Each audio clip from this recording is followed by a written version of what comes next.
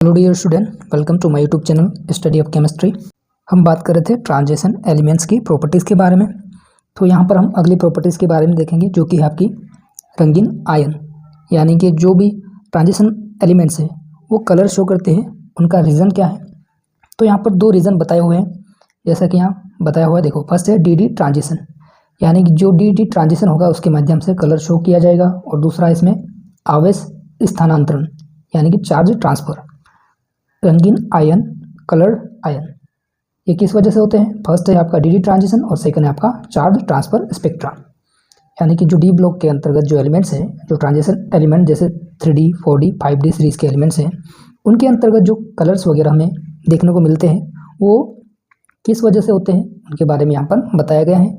First point जो है यहाँ पर हम देखते हैं डी ट्रांजिशन। ये जो है डी ऑर्बिटल है।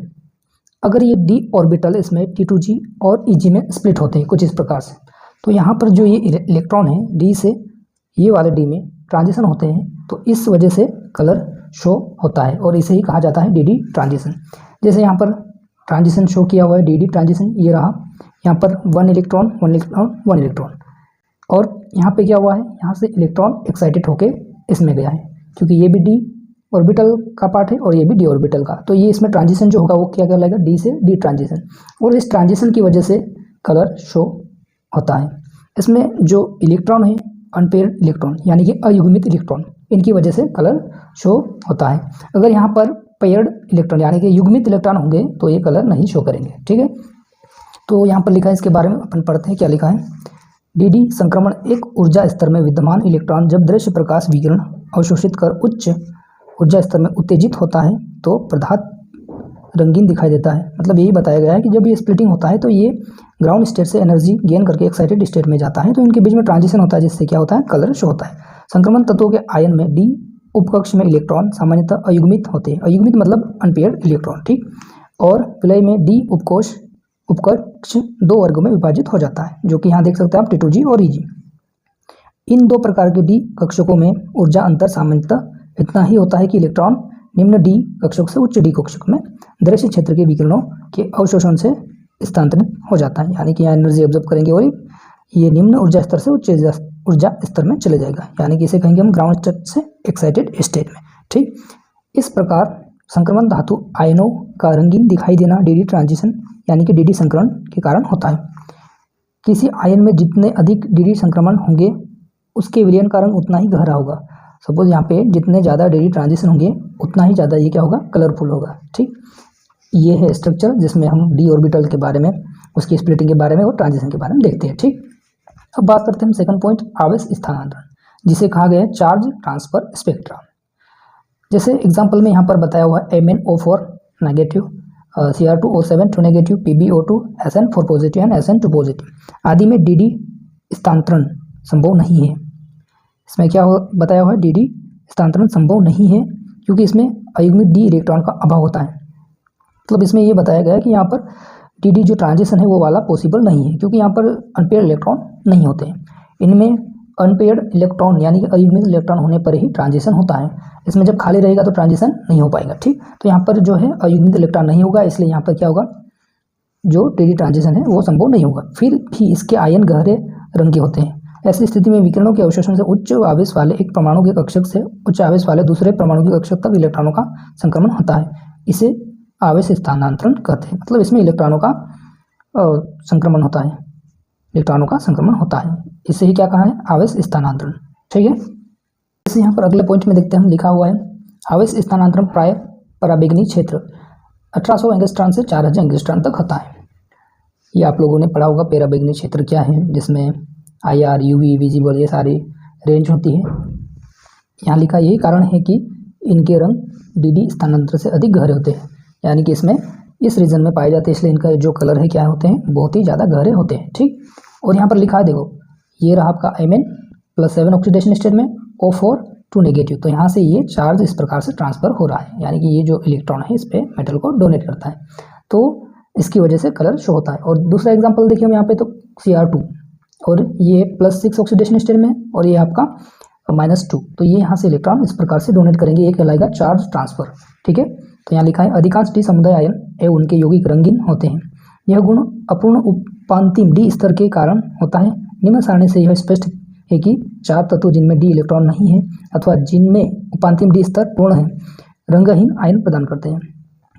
जैसे डी ट्रांजिशन से हम ये पता करते हैं कि जो पेयर्ड इलेक्ट्रॉन मतलब दोनों युग्मित इलेक्ट्रॉन हैं उसमें क्या होगा, कलरलेस होते हैं। पर ये जो चार्ज ट्रांसफर है उसकी वजह से भी कुछ कंपाउंड जो होते हैं कलर शो करते हैं। यहाँ पर देखते हैं तथा उनमें बने यौगिक श्वेत रंगहीन होते हैं। संक्रमण धातु निम्न प्रकार के यौगिक बनाते हैं। जैसे यहाँ देखते हैं अपन, ये है आपका अयुग्मित इलेक्ट्रॉन की संख्या। अगर 0 होगी, जैसे सपोज यहाँ स्कैंडियम 3 पॉजिटिव है, यानी कि यहाँ से तीनों इलेक्ट्रॉन चले गए तो ये 0 हो जाएगा, इसमें इलेक्ट्रॉन नहीं है। टाइटेनियम 4 पॉजिटिव Cu+, ये पूरे इलेक्ट्रॉन डी में चले जाएंगे 10 इलेक्ट्रॉन, तो ये डायमैग्नेटिक हो जाएगा, इसलिए ये क्या शो करते हैं, रंगहीन, मतलब इसमें कोई भी कलर नहीं आता है।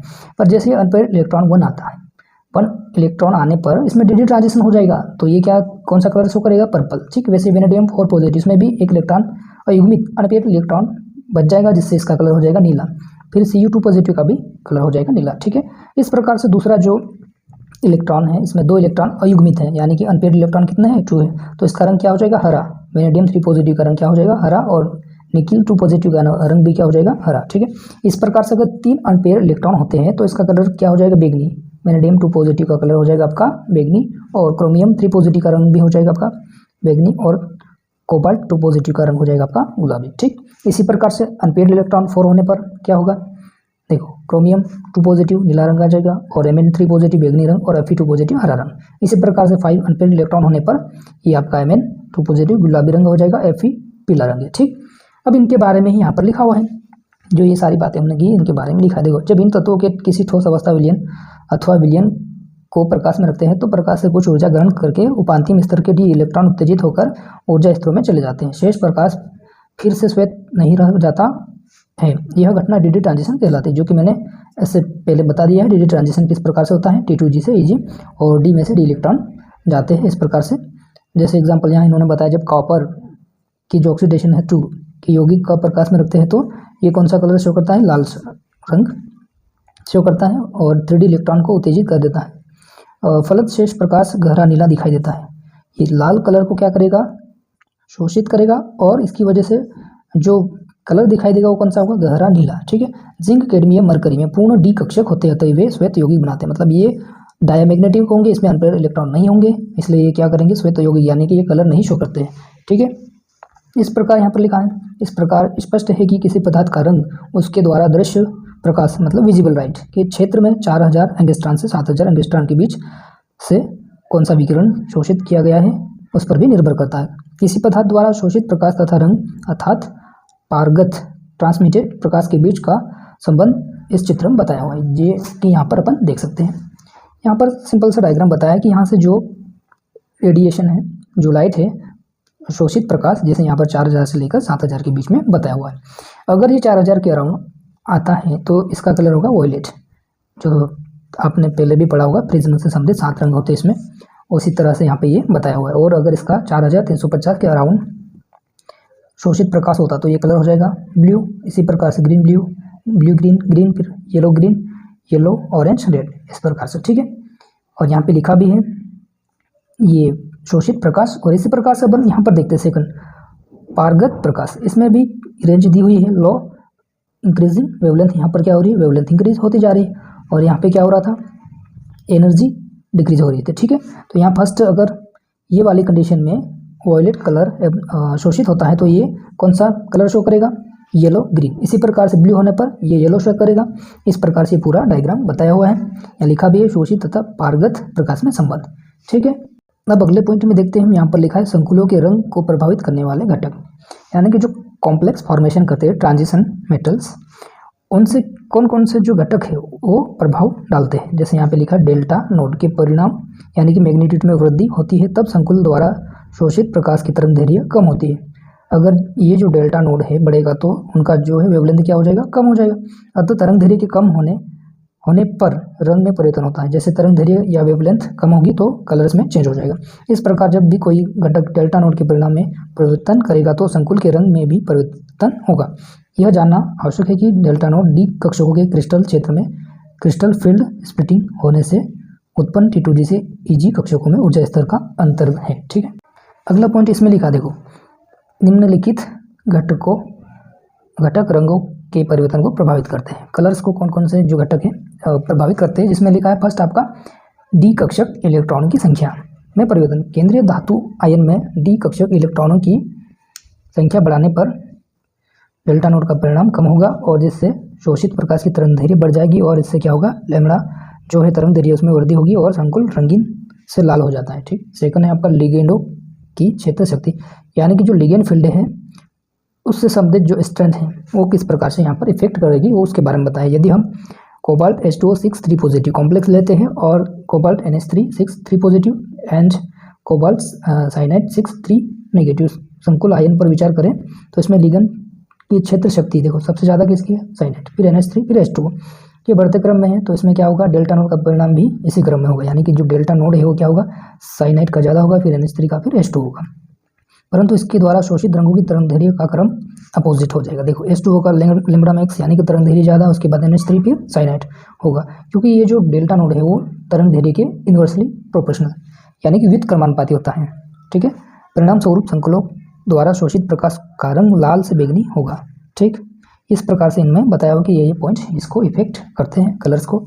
और सेकंड आ जाते हैं अपन संकुल की ज्योमेट्री ऑफ कॉम्प्लेक्स, जो कि हमने लास्ट वीडियो में देखा था कि जो ट्रांजिशन एलिमेंट्स है वो किस प्रकार से ज्योमेट्री वगैरह शो करते हैं। तो यहाँ पे देख लेते हैं, किसी संकुल में समान केंद्रीय धात्विक आयन हो परंतु उसकी ज्यामिति में यदि अंतर है तब डेल्टा नोट के परिणाम में परिवर्तन हो जाता है, इससे संकुल का रंग भी बदल जाता है। ठीक है, जैसे उदाहरण के लिए यहाँ बताया निकिल टू पॉजिटिव के जो वर्ग समतलीय और चतुष्फलकीय संकुल का रंग अलग अलग होता है, यानी कि जो Ni2 पॉजिटिव ये कभी वर्ग समतलीय भी स्ट्रक्चर शो करता है और दूसरा है आपका चतुष्फलकीय। वर्ग समतलीय यानी कि स्क्वायर पिरामिडल और चतुष्फलकीय यानी कि टेट्राहेड्रल, तो ये अलग अलग कलर शो करते हैं। जैसे चतुष्फलकीय संकुल कैसे रंग शो करेगा, नीला या हरा, ठीक, के मध्य तथा वर्ग समतलीय संकुल जो है पीले या भूरे रंग के होते हैं। ठीक, यानी कि जो ज्योमेट्री उस पर भी डिपेंड करता है इनका कलर्स। अगर जैसे यहाँ निकिल टू पॉजिटिव की बात करें तो वर्ग समतलीय होने पर क्या हो जाएगा, नीला हरा, और चतुष्फलकीय होने पर क्या हो जाएगा, पीला या भूरा। ठीक, इस प्रकार से यहाँ एक टेबल बनाई है, सारणी यहाँ पे देख सकते हैं आप लोग। ये रहा आपका कोबाल्ट 2 पॉजिटिव, ये कॉम्प्लेक्स बनाया हुआ है संकुल आयन। ठीक है, अभी अष्टफलकीय में कौन सा कलर शो कर रहा है, गुलाबी।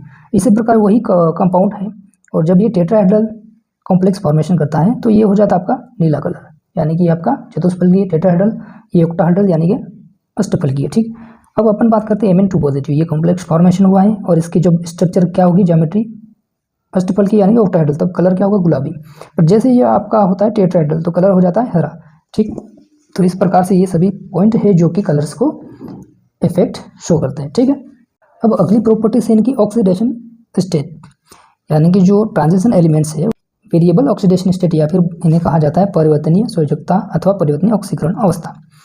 जो एलिमेंट्स ट्रांजिशन एलिमेंट्स प्रेजेंट है इसमें अलग अलग ऑक्सीडेशन स्टेट पाई जाती है, तो ये भी इनकी प्रॉपर्टीज़ के अंतर्गत आ जाता है। जैसे अपन देखते हैं यहाँ पर स्कैंडियम +2 +3 में प्रेजेंट होता है, ये इनके इलेक्ट्रॉनिक कन्फिगरेशन पे डिपेंड करता है, जो कि हमने फर्स्ट वीडियो में ही देखा था। ट्रांजिशन एलिमेंट्स उनका इलेक्ट्रॉनिक कन्फिगरेशन, जैसे उनमें से इलेक्ट्रॉन निकलते जाते हैं वैसे इसमें पॉजिटिव चार्ज आता जाता है, यानी कि ऑक्सीकरण अवस्था इनकी बनती जाती है।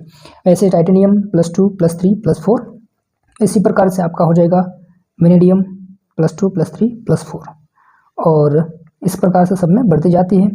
सबसे हाईएस्ट यहाँ पर होती है ऑक्सीडेशन स्टेट Mn की, Mn +4 +5 +6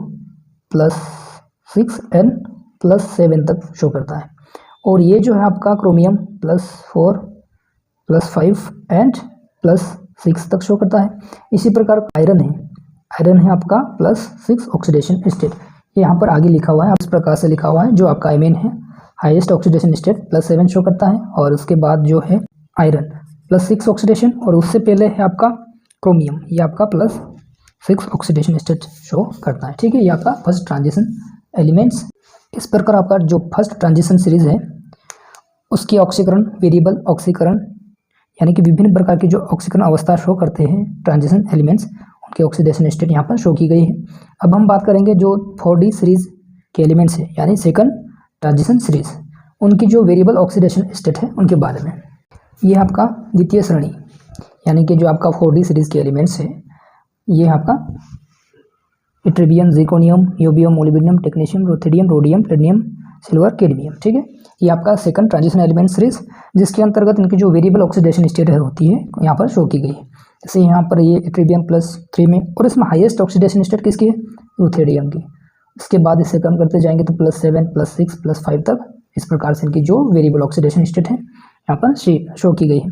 ये जो वेरिएबल ऑक्सीडेशन स्टेट इनके इलेक्ट्रॉनिक कन्फिगरेशन जो कि हमने देखा था लास्ट वीडियो में, उन पे डिपेंड करती है। उसमें से जब इलेक्ट्रॉन ओपन निकलते हैं उसमें स्टेबिलिटी वगैरह उन फैक्टर पर डिपेंड करता है कि ये ऑक्सीडेशन स्टेट कितनी शो करते हैं। ठीक, अब इसी प्रकार से हम थर्ड जो श्रेणी के एलिमेंट्स हैं जिसे हम क्या कहेंगे 5D सीरीज, उनके ऑक्सीडेशन स्टेट के बारे में भी आप देख सकते हो। जैसे लेंथेनाइट की आपकी +3 और इसमें ओस्मियम की हाईएस्ट ऑक्सीडेशन स्टेट +8। ठीक है, इस प्रकार से आप देख सकते हो वेरिएबल ऑक्सीडेशन स्टेट। अब यहाँ पर जो बातें हमने ऊपर पढ़ी हुई वही बातें यहाँ पर लिखी हुई हैं जो कि आप खुद भी पढ़ सकते हो। जैसे यहाँ लिखा है +2 ऑक्सीकरण अवस्था के अतिरिक्त अन्य ऑक्सीकरण अवस्था का प्रदर्शन D स्तर के इलेक्ट्रॉन का संयोजकता हेतु उपयोग होने पर ही होता है। ये सारी बातें जो यहाँ पर हमने ऊपर बात की है वही लिखी हुई है, ये आप खुद से पढ़ लेना। ठीक है, अब हम अगले पॉइंट पे आते हैं।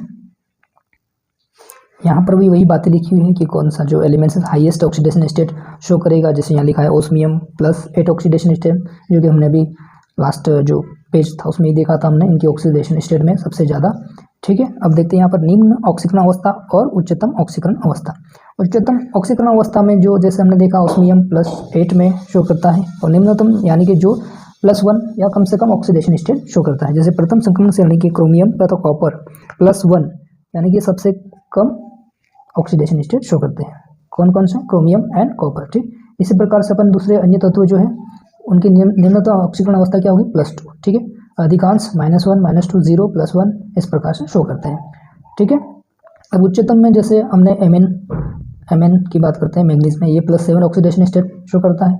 इसके अतिरिक्त जैसे हम यहाँ नीचे आते हैं जो कि आपका सेकंड ट्रांजिशन सीरीज में आपका हो जाएगा ओस्मियम वगैरह और जो भी एलिमेंट्स देखे थे हमने वो +8 तक शो करते हैं। ये लिखा हुआ देखो ओस्मियम एंड रूथेडियम, ये +8 ऑक्सीडेशन स्टेट भी शो करते हैं।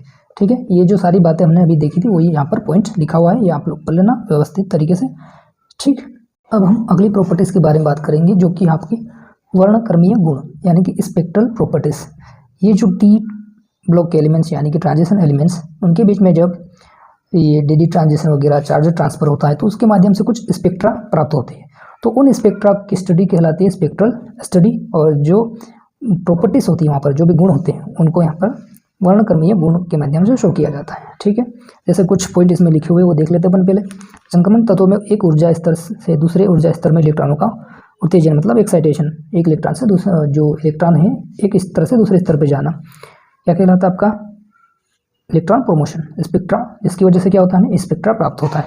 ये इलेक्ट्रॉनिक संक्रमण अधिक ऊर्जा से संबंधित है। किसी रंगीन विलयन को स्पेक्ट्रोस्कोपी से आसानी से मापा जा सकता है। ये दृश्य स्पेक्ट्रा कहलाता है, यानी कि ये विजिबल स्पेक्ट्रोस्कोपी के माध्यम से अपन इसको बता सकते हैं। ये सारी बातें किसमें होती है, स्पेक्ट्रोस्कोपी, जो कि आपको एक उपकरण होता है जिसके माध्यम से ये सारी प्रॉपर्टी वगैरह अपन देख सकते हैं। ठीक है, अब अगला पॉइंट इसमें लिखा, जब किसी संकुल पर श्वेत प्रकाश पड़ता है तो वह उसमें से कुछ प्रकाश अवशोषित कर लेता है और शेष प्रकाश प्रवर्तित कर देता है। ऐसी अवस्था में ही संकुल रंगीन दिखाई देते हैं। ठीक, अगर जो कंपाउंड है उसके ऊपर लाइट इंसिडेंट मतलब उसके ऊपर लाइट डाली जाती है तो कुछ पार्ट उसमें हो जाता है और कुछ रिफ्लेक्ट हो जाता है, तो उसकी वजह से जो है संकुल क्या दिखाई देता है, कलर दिखाई देता है। यानी कि रंगीन संकुल द्वारा यह अवशोषण स्पेक्ट्रम के दृश्य विजिबल क्षेत्र का रेंज बताया हुआ है कि कहाँ से कहाँ तक होने पर वो कलर शो करेगा। जैसे 4000 से लेकर 7000 एंगस्ट्रॉम तक अगर इनकी वेवलेंथ होगी, जो ट्रांजिशन एलिमेंट्स कंपाउंड होंगे या कॉम्प्लेक्स फॉर्मेशन होंगे, तो उससे क्या होगा, कलर शो होगा। जैसे ज़्यादा होने पर नहीं होगा और इससे कम होने पर भी नहीं होगा। ठीक, ये आपका विजिबल रीजन 4000 एंगस्ट्रॉम से 7000 एंगस्ट्रॉम तक। ठीक, उसके बाद लिखा होता है किसी रंगीन आयन के दृश्य अवशोषण स्पेक्ट्रा की सहायता से संकुल के रंग को बताया जा सकता है। जैसे टाइटेनियम H2O3 पॉजिटिव आयन का अवशोषण स्पेक्ट्रा 2 अवशोषण बैंड प्रदर्शित करता है। ठीक, इस प्रकार से यहाँ पर बताया गया है कि 2 जो बैंड हैं कहाँ से प्राप्त होते हैं। जैसे एक बैंड इस प्रकार से उन्होंने शो किया है, एब्जॉर्बेंस मैक्सिमा, और इस प्रकार से इसमें बैंड प्राप्त होते हैं। तो ये हो जाएगा आपका वर्णक्रमीय गुण। ठीक है, इसको आप पढ़ लेना और अच्छे से। अब हम अगली प्रॉपर्टीज़ के बारे में बात करेंगे जो कि यहाँ पे चुंबकीय गुण यानी कि मैग्नेटिक प्रॉपर्टीज़। ये जो चुंबकीय गुण है यह भी ट्रांजिशन एलिमेंट्स के इलेक्ट्रॉनिक कन्फिगरेशन पर डिपेंड करता है। जैसे सपोज जो इलेक्ट्रॉनिक कन्फिगरेशन है उसमें जो ऑर्बिटल्स है वो अयुग्मित इलेक्ट्रॉन प्रेजेंट हो तो वो क्या शो करेंगे, अनुचुंबकत्व यानी कि पैरामैग्नेटिक। और अगर जो अनपेयर्ड इलेक्ट्रॉन नहीं हो और उसमें क्या हो, पेयर्ड इलेक्ट्रॉन यानी कि युग्मित इलेक्ट्रॉन हो, तब क्या होगा, वो क्या शो करेंगे, डायमैग्नेटिक यानी कि प्रतिचुंबकीय। ठीक है, तो यहाँ पर देखते अपन बोहर के परमाणु मॉडल के अनुसार इलेक्ट्रॉन दो प्रकार की गति करते हैं, एक कक्षक गति मोशन, और जो इलेक्ट्रॉन द्वारा किसी कण में नाभिक के चारों ओर घूमते हैं। ठीक है, जिससे चुंबकीय क्षेत्र या चुंबकीय आघूर्ण उत्पन्न होता है। ये सब बातें आप लोगों ने पढ़ी होगी। जो न्यूक्लियस होता है उसके अराउंड में इलेक्ट्रॉन होते हैं जो कि न्यूक्लियस के अराउंड में चक्कर लगाते हैं, जिसकी वजह से वहाँ पे मैग्नेटिक मूवमेंट जनरेट होता है। ठीक, इस इलेक्ट्रॉन का कक्षक चुंबकीय आघूर्ण या केवल कक्षक आघूर्ण कहते हैं। इलेक्ट्रॉनों की चक्रण गति, जिसमें इलेक्ट्रॉन निरंतर अपने अक्ष पर गति करता है, इस चक्रण गति से उत्पन्न आघूर्ण को चक्रण चुंबकीय आघूर्ण या केवल चक्रण आघूर्ण कहते हैं। ठीक है, ये सारी बातें इसमें बताई गई हैं जो कि आपकी चुंबकीय गुण या मैग्नेटिक प्रॉपर्टी कहलाती है। अब यहाँ पर देखते हैं कुछ पॉइंट, जैसे यहाँ पर भी इनको अलग अलग क्लासीफाई किया है। एक है आपका डायमैग्नेटिक। डायमैग्नेटिक जो ऑर्बिटल है उसमें पेयर्ड इलेक्ट्रॉन यानी कि युग्मित इलेक्ट्रॉन प्रेजेंट होंगे तो ये डायमैग्नेटिक। अनुचुंबकीय यानी कि उसमें अनपेयर्ड इलेक्ट्रॉन। इसके अतिरिक्त भी कुछ है, जैसे लोह चुंबकीय जिसे कहते हैं हम फेरोमैग्नेटिक। और अगला है प्रति लोह चुंबकीय, ये है एंटी फेरोमैग्नेटिक, फिर फेरी चुंबकीय यानी कि फेरी मैग्नेटिक। ठीक, इन सब के बारे में देखते हैं अपन वन बाय वन। जैसे यहाँ पर ये इनके बारे में बताया है, इसमें से अंतिम 3 प्रकार के पदार्थ दुर्लभ। ये जो लास्ट 3 है ना, 1 2 3, ये क्या है, दुर्लभ, मतलब बहुत कम रेयर केस में पाए जाते हैं। विभिन्न प्रकार के चुंबकीय व्यवहार में मुख्यतः अग्र में अंतर होता है। ठीक, चुंबकीय सुग्राहिता इकाई के चिन्ह द्वारा परिणाम से इसको शो करते हैं। तो यहाँ पर देखते हैं हम इनके जो प्रॉपर्टीज है, जैसे प्रतिचुंबकीय, यहाँ पर इनके बारे में बताया। उत्पत्ति का कारण क्या है, कक्षक आघूर्णों के निरंतर होने से युग्मित इलेक्ट्रॉन उपस्थित होने पर, यानी कि सपोज हम एस ऑर्बिटल लेते हैं तो इस प्रकार से यहाँ पर इलेक्ट्रॉन क्या होंगे, दोनों इलेक्ट्रॉन पेयर्ड स्ट्रक्चर में होंगे, ये कहलाएंगे आपके युग्मित। ठीक है, तो ये इस कंडीशन में आपका प्रतिचुंबकत्व शो करते हैं एलिमेंट्स। ठीक है, इनका एग्जाम्पल भी यहाँ पर बताया, H2N2O2, KCl, MgCl, ये सारे एग्जाम्पल हैं। ठीक है, K3MnCN6। उसके बाद आपका सेकंड पॉइंट है अनुचुंबकीय। सपोज अपन यहाँ पर, जैसे यहाँ पर एस का एग्जाम्पल लिए थे, यहाँ पर हम एस में ही एक इलेक्ट्रॉन फिल करते हैं, ये आपका हो जाएगा अनुचुंबकीय। अनुचुंबकीय यानी कि इसमें अयुग्मित इलेक्ट्रॉन प्रेजेंट है, अयुग्मित यानी कि अनपेयर्ड इलेक्ट्रॉन। ठीक, तो इसकी वजह से अनुचुंबकत्व प्राप्त होता है। अब इसमें जो है एग्जाम्पल दिए हुए हैं NiH2O6Cl2 और COCl4 2 नेगेटिव। इस प्रकार से कुछ प्रॉपर्टीज एलिमेंट की, जैसे लोह चुंबकीय भी होते हैं, ये किसकी वजह से होते हैं, देखो, कणों के जालक जिसमें समांतर चक्रण वाले इलेक्ट्रॉन हो। कुछ जगहों पे क्या होगा, सेम चक्रण स्पिन वाले जो इलेक्ट्रॉन होंगे उनकी वजह से ये होता है। इसमें एग्जाम्पल MnCu मिश्र धातु है। ठीक, और अगला है आपका लोह प्रतिलोह चुंबक। ठीक, इसमें कणों के 2 जालक जिसमें एक जालक का चक्रण दूसरे जालक के चक्रण के विपरीत होता है। ये इसमें एग्जाम्पल बताया कि NiF3। ठीक है, और यहाँ पे स्पष्ट लिखा है ऊपर कि ये बहुत ही रेयर केस में प्राप्त होते हैं, बहुत ही कम देखने को मिलते हैं ये वाले। ठीक है, अब यहाँ पे लिखा है प्रतिचुंबकत्व के बारे में, तो इसके बारे में आप पढ़ लेना, ऑलरेडी मैंने बता दिया है क्या होते हैं प्रतिचुंबकीय, जिसमें पेयर्ड इलेक्ट्रॉन होते हैं। और ये इनका डायग्राम है, जैसे नॉर्थ एंड साउथ के बीच में इस तरह से रखते हैं, तो ये मैग्नेटिज्म शो किया जाता है। जो चुंबक आप लोगों ने देखा होगा नॉर्मली, तो वो सारी चीज़ें इस प्रकार से इस डायग्राम के माध्यम से बता सकते हैं अपन। ये लिखा है प्रतिचुंबकीय अनुचुंबकीय पदार्थ पर चुंबकीय क्षेत्र का प्रभाव। ठीक है, इसको एक बार आप रीड कर लेना। ठीक है, इसमें अगला पॉइंट है अनुचुंबकत्व यानी कि पैरामैग्नेटिज्म। इसके अंतर्गत भी बताया था हमने कि जो अनपेयर्ड इलेक्ट्रॉन होते हैं वो शो करते हैं। ये सारी बातें आप यहाँ से पढ़ सकते हो। और इसको निकालने के लिए फॉर्मूला दिया जाता है, चुंबकीय आघूर्ण new is equal to √N+2, ये फॉर्मूला यूज़ किया जाता है। अब यहाँ पर ये जो है आपका चुंबकीय आघूर्ण इस फॉर्मूले के माध्यम से निकाला गया है, उसके लिए टेबल बनाई हुई है, जैसे अपन यहाँ देखते हैं कुछ इस प्रकार से। ये आपका स्कैंडियम, टाइटेनियम, वेनेडियम, ये है आपके फर्स्ट ट्रांजिशन सीरीज और इनका इलेक्ट्रॉनिक कन्फिगरेशन। ठीक है, और ये इसमें अनपेयर्ड इलेक्ट्रॉन है। यहाँ पे कैलकुलेशन के माध्यम से जो चुंबकीय आघूर्ण निकाला गया और ये एक्सपेरिमेंटली। ठीक है, तो इसमें डिफरेंस देखते हैं अपन, तो ये 0 और ये 0, ये तो सेम ही है एक्सपेरिमेंटली और कैलकुलेशन से भी। यहाँ पर थोड़ा सा चेंजेस हुआ है कुछ पॉइंट में, इसी प्रकार से यहाँ भी लगभग कुछ पॉइंट में चेंजेस हुए हैं। ठीक है, ये आप लोग यहाँ से देख सकते हो, यहाँ थोड़ा सा ज़्यादा ही चेंज हुआ है, ये है आपका इसके अंतर्गत ज़्यादा चेंज हुआ है, और यहाँ पर भी चेंजेस हुए हैं कुछ पॉइंट। ठीक है, तो ये हो गए आपके चुंबकीय आघूर्ण के बारे में।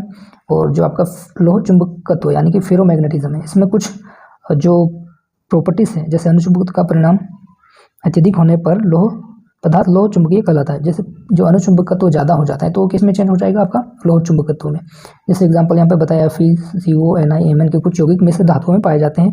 और लोह चुंबकीय की विशेषता ये होती है कि चुंबकीय क्षेत्र में ये इनको हटा लेने के बाद भी इसमें चुंबकीय आघूर्ण होता है, यानी कि चुंबकीय क्षेत्र से बाहर कर लेंगे तो भी इसमें क्या होगा, चुंबकीय गुण रहेगा। ठीक है, ऐसे पदार्थ का निर्माण अनेक चुंबकों से होता है जो अनियमित रूप से सभी दिशाओं में व्यवस्थित रहते हैं।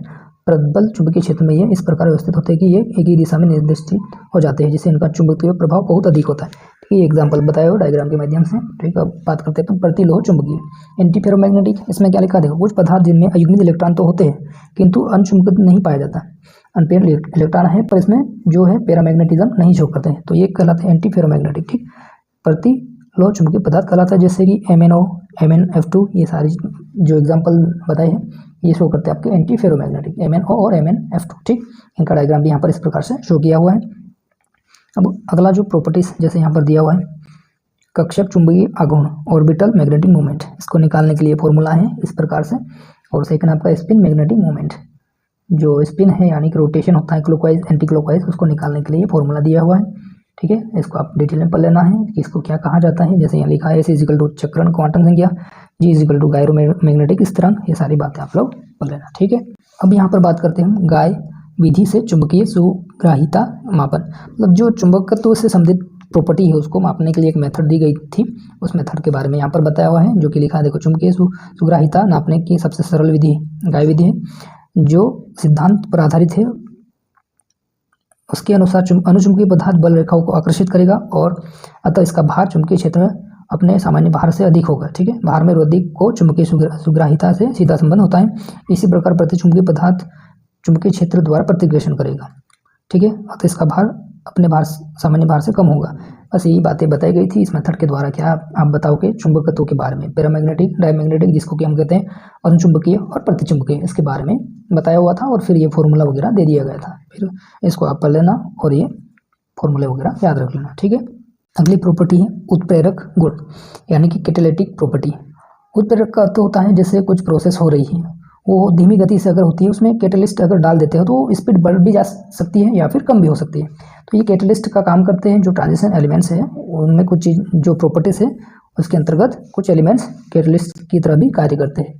कुछ रिएक्शन वगैरह होती है, अगर इन ट्रांजिशन एलिमेंट्स को उसमें ऐड कर दिया जाता है तो प्रोसेस वगैरह फास्ट भी हो सकती है और स्लो भी हो सकती है। इसमें इनके बारे में लिखा हुआ है देखो, विभिन्न रासायनिक अभिक्रिया में प्रयुक्त होने वाले उत्प्रेरक प्राय डी समुदाय वाले तत्व अथवा उनके यौगिक होते हैं। ठीक, इनमें प्रमुख रूप से प्लेटिनम, लौह, वेनेडियम, पेप्टॉक्साइड, निकिल, क्रोमियम, मैग्नीज आदि होते हैं। ठीक है, वेरिएबल ऑक्सीकरण अवस्था के कारण ये क्या करते हैं, संक्रमण तत्व सरलता से अस्थायी माध्यमिक यौगिक बना लेते हैं, जो कि उत्प्रेरक का आवश्यक गुण माना जाता है। उत्प्रेरकों का उपयोग सूक्ष्म वितरित रूप में किया जाता है। संभवतः इसका कारण यह है कि उत्प्रेरक की अधिक सतह खुली हो, क्योंकि ऐसा करने से सतह पर उपलब्ध स्वतंत्र संयोजकता की संख्या में वृद्धि होती है। कुछ कैटलिस्ट के बारे में यहाँ पर बताया हुआ है जो कि आप देख सकते हो। फर्स्ट है आपका टाइटेनियम Cl3, ये आपका जिगलर नाटा कैटलिस्ट, इसको क्या कहा जाता है, जिगलर नाटा कैटलिस्ट या जिगलर नाटा उत्प्रेरक। फिर V2O5, इसे H2SO4 की संपर्क विधि के द्वारा अपन इसको यूज़ करते हैं। MnO2 पोटेशियम क्लोराइड के अपघटन के लिए यूज़ करते हैं इसका। और जो अगला है आपका Fe, हेबर विधि में इसका यूज़ किया जाता है ना, NH3 वगैरह बनाते हैं उसमें। PDCl3, ये वेकर प्रोसेस में इसका यूज़ करते हैं, C2H4 NH2O CH3CHO बनाने में। और PD कैटलिस्ट इसका यूज़ करते हैं अपन हाइड्रोजनेशन में। ठीक है, उसके बाद आपका PTPTO एडमस उत्प्रेरक अपचयन में इसका यूज़ करते हैं। प्लेटिनम का यूज़ करते हैं संपर्क विधि में, कार के दहन इंजन से निकलने वाली गैसों को प्रदूषण मुक्त करने के लिए प्रयुक्त परिवर्तक में HNO3 निर्माण करने के लिए इस ऑस्टवाल्ड विधि जो है उसमें भी यूज़ करते हैं। फिर आपका कॉपर वेनेडियम, साइक्लोहेक्सेनॉल व साइक्लोहेक्सेनोन के ऑक्सीकरण के लिए भी इसका अपन उत्प्रेरक के रूप में यानी कि कैटलिस्ट के फॉर्म में यूज़ करते हैं। CuCl2 डेकन विधि में Cl2 बनाने में यूज़ करते हैं, निकिल का रानी निकिल में चेंज करने के लिए। इस प्रकार ये सारी चीज़ें अपन कैटलिस्ट के फॉर्म में यहाँ पर यूज़ किया जाता है। ये है कुछ एंजाइम उत्प्रेरक सह कारक को फैक्टर की बात ही संक्रमण धातु रखते हैं, जैसे जेनथाइन ऑक्सीडेज और मोलिब्डेनम कार्बनिक एनहाइड्रेज, ये भी कैटलिस्ट की तरह कार्य करते हैं। अब लास्ट प्रॉपर्टी है इनकी जो है संकुल बनाने की क्षमता। संकुल जैसे कि हमने कोऑर्डिनेशन ज्योमेट्री वगैरह देखी, वहाँ पर उसमें क्या था कि संकुल किस प्रकार से बना रहा है मेटल, उससे जो लिगेंड है इलेक्ट्रॉन डोनेट कर रहे हैं और ज्योमेट्री शो कर रहे हैं, तो संकुल किस प्रकार से बनाया जाता है उसके बारे में यहाँ फर्स्ट लिखा। जैसे प्रथम संक्रमण श्रेणी के तत्व विभिन्न ऑक्सीकरण अवस्था में संकुल निर्माण करते हैं।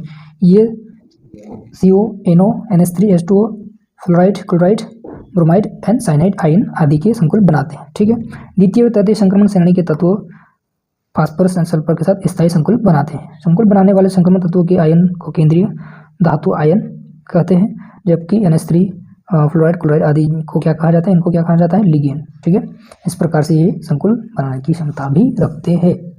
अब इसमें देखते हैं कि इनके लिए कंडीशन क्या है। जो संकुल बनाने की क्षमता है उसमें कंडीशन क्या क्या है। जैसे फर्स्ट लिखा है संक्रमण तत्वों के धनायन का आकार बहुत छोटा होना चाहिए। ठीक है, इस कारण उन पर उच्च धनावेश घनत्व रहता है और यह उच्च धनावेश लिगेंड के एकांकी इलेक्ट्रॉन युग्म को आकर्षित करता है।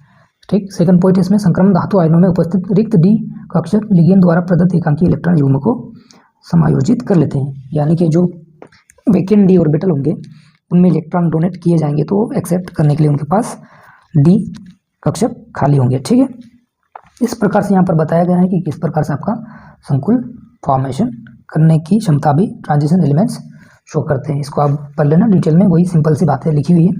ठीक है, ये था आपका ट्रांजिशन मेटल के जो विभिन्न प्रकार के गुण होते हैं, जैसे कि प्रॉपर्टीज ऑफ ट्रांजिशन एलिमेंट्स भी कहा जाता है, उनके बारे में। इसके साथ में आपका ये चैप्टर खत्म होता है, जिसमें हमने देखा था ट्रांजिशन एलिमेंट्स, इसमें 3D 4D 5D उनका इलेक्ट्रॉनिक कन्फिगरेशन एंड इनकी जो भी प्रॉपर्टीज़, जैसे इनकी आयनिक रेडियस और इनकी डेंसिटी घनत्व वगैरह, या फिर उत्प्रेरक प्रभाव, फिर इनका जो कलर वगैरह है, ज्योमेट्री वगैरह है, इसके बाद में संकुल बनाने की क्षमता, ये सारी बातें हमने देख ली हैं। आई होप आपको ये समझ में आया होगा एंड थैंक्स फॉर वॉचिंग।